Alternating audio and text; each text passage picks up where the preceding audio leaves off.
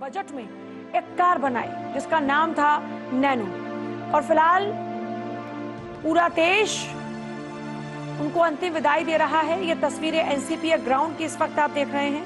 NCPA ground में उनका पार्थिव शरीर अब से कुछ ही देर में रखा जाएगा, क्योंकि एम्बुलेंस में उनका पार्थिव शरीर एनसीपीए ग्राउंड पहुंच चुका है, और क्योंकि 10 बजे से ही समय था उनके अंतिम दर्शन का।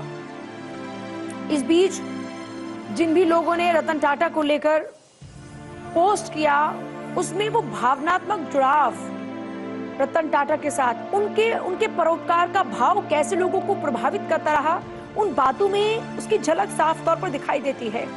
देश की राष्ट्रपति द्रौपदी मुर्मू ने भी जब पोस्ट किया तो लिखा कि भारत ने एक ऐसा आइकॉन को खो दिया जिन्होंने कॉर्पोरेट ग्रोथ, राष्ट्र निर्माण और नैतिकता के साथ उत्कृष्टता का मिश्रण किया।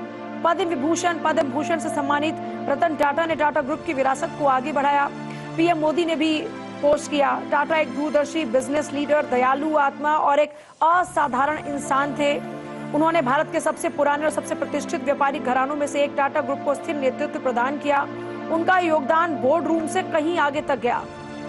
राहुल गांधी ने भी पोस्ट किया, रतन टाटा दूरदृष्टि वाले व्यक्ति थे, बिजनेस और परोपकार दोनों पर कभी ना मिटने वाली छाप छोड़ी है। उनके परिवार और टाटा कम्युनिटी के प्रति मेरी संवेदना है। मुकेश अंबानी लिखते हैं, ये भारत के लिए बहुत ही दुखद दिन है। रतन टाटा का जाना न सिर्फ टाटा ग्रुप बल्कि हर भारतीय के लिए बड़ा नुकसान है। व्यक्तिगत तौर पर रतन टाटा का जाना मुझे बहुत दुख से भर गया, क्योंकि मैंने अपना एक दोस्त खो दिया।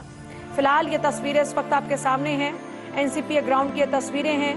उनका पार्थिव शरीर एनसीपीए ग्राउंड में पहुंच चुका है, और बस अब से कुछ ही देर में उनका पार्थिव शरीर अंतिम दर्शन के लिए यहाँ पर रखा जाएगा।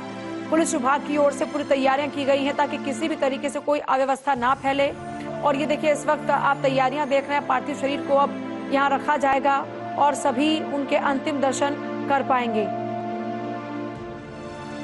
तो एम्बुलेंस में उनका पार्थिव शरीर एनसीपीए ग्राउंड में पहुंच चुका है। बस कुछ ही क्षणों का इंतजार है। उनके चाहने वाले उनको आखिरी बार आपसे कुछ ही देर में देख पाएंगे। आनंद महिंद्रा ने भी पोस्ट किया, मैं रतन टाटा की अनुपस्थिति को स्वीकार नहीं कर पा रहा हूं।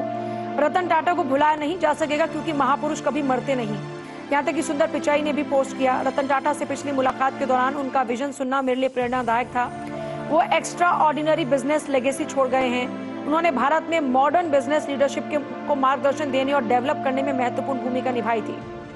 रतन टाटा कहा करते थे कि वो सही फैसला लेने में भरोसा नहीं करते हैं, वो भरोसा करते हैं उस लिए गए फैसले को सही बनाने में, और यही उनकी आइडियोलॉजी है, यही उनका डिसीजन लेने का तरीका है।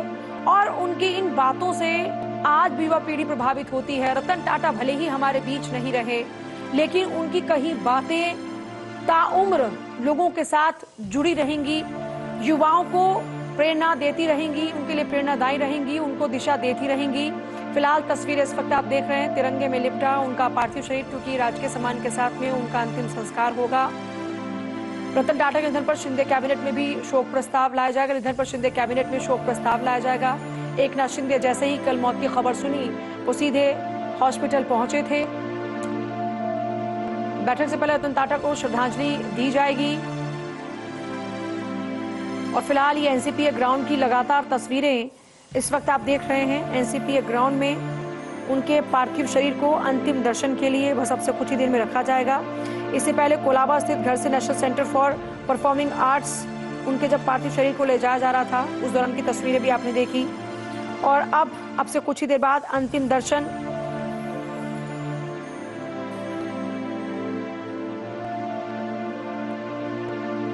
कई हस्तियां उनके आवाज पर उनके अंतिम दर्शन के लिए पहुंची।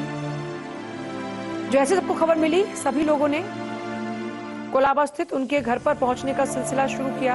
और आज खबर यह भी है कि गृह मंत्री अमित शाह अब से कुछ ही देर बाद पहुंच रहे हैं, और खबर यह भी है कि वो अंतिम संस्कार में उनके हिस्सा लेंगे।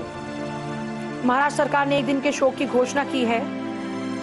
रतन टाटा के निधन के चलते सरकार ने एक दिन के राजकीय शोक का ऐलान किया है। सभी सरकारी बिल्डिंग में राष्ट्रध्वज आधा झुका रहेगा। आज कोई भी सांस्कृतिक मनोरंजन के कार्यक्रम नहीं होंगे। रतन टाटा का अंतिम संस्कार राजकीय सम्मान के साथ किया जाएगा। प्रधानमंत्री मोदी ने नोएल टाटा से बातचीत की, और नोएल रतन टाटा की अगर बात करते हैं तो वो उनके सौतेले भाई। और देखिए फिलहाल तस्वीर इस वक्त आप देख रहे हैं एनसीपीए ग्राउंड की, उनके पार्थिव शरीर को रखा जा रहा है अंतिम दर्शन के लिए। भारत के अनमोल रतन रतन टाटा अब नहीं रहे। उनके पार्थिव शरीर को फिलहाल रखा जा रहा है और ये देखिए अंतिम दर्शन आपके लिए भी।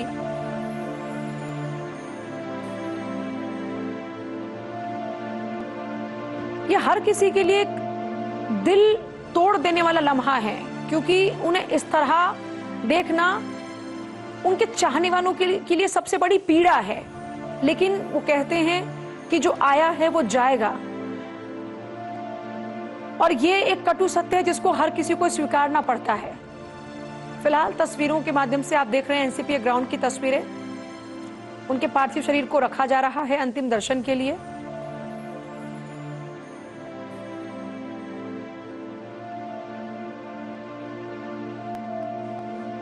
ये दुख की घड़ी है, ये लम्हा बहुत ही पीड़ादायक है।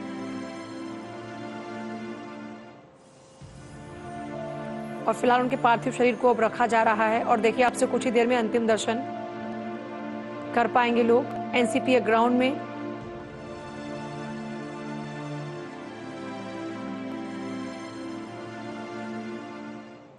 आखिरी बार लोग देख पाएंगे रतन टाटा को।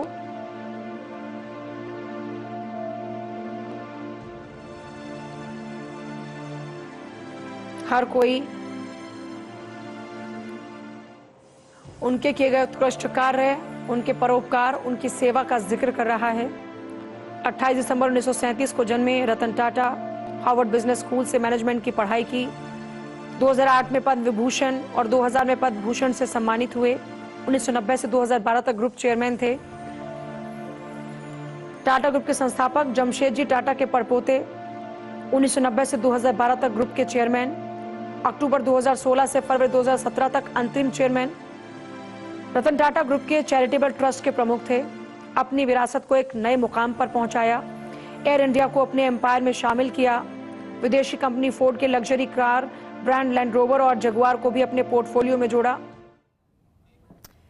तो देख रहे हैं आप, अंतिम संस्कार की तैयारी चल रही है, लेकिन उससे पहले अंतिम दर्शन के लिए रतन टाटा का पार्थिव देह रखा गया है और अब लोगों के पहुंचने का सिलसिला शुरू हो गया है। और साथ ही साथ एक आखिरी बार उनको देखकर उनको विदाई दी जा रही है। सदैव रतन टाटा याद रहेंगे उद्योग जगत में एक अपनी बड़ी पहचान बनाने के लिए, लेकिन उसके साथ साथ समाज सेवा में किए गए उनके द्वारा उत्कृष्ट कार्य के लिए।